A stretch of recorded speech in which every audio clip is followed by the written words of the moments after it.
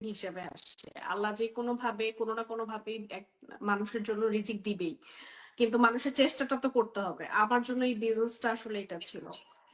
প্রথম যে জিনিসটা ছিল সেটা হচ্ছে যে আমার ম্যাটারনিটি লিভের পরে আমাকে চাকরিতে যেতে হয় নাই, এবং আমার হাজবেন্ডও আলহামদুলিল্লাহ আমি বিজনেস শুরু করার 1 বছরের মাথায় সেও আসলে বিজনেসটাই স্টার্ট করে, এবং বিজনেসটাই এখন আমরা ফুল টাইম, আমরা আমাদের প্রফেশনই হচ্ছে এই বিজনেসটা, ডিজিটাল মার্কেটিং এর বিজনেসটাই হচ্ছে আমাদের প্রফেশন।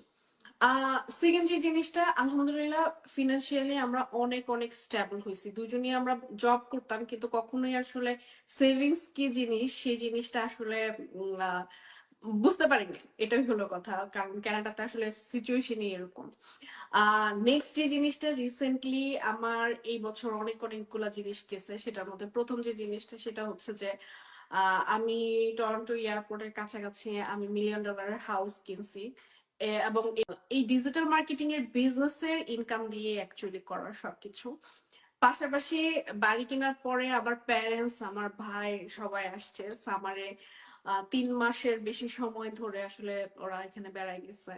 সো আমার জন্য বিজনেসটা one of the best thing, যে কারণে আসলে এতগুলা জিনিস আমি প্যারালালি ওয়ান বাই ওয়ান আমার লাইফে আমি করতে পারতেছি।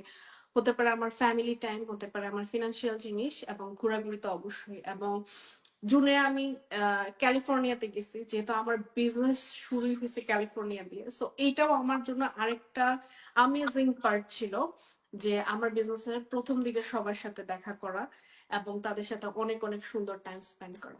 থ্যাংক ইউ ভাইয়া। Amazing, amazing. থ্যাংক ইউ আপু।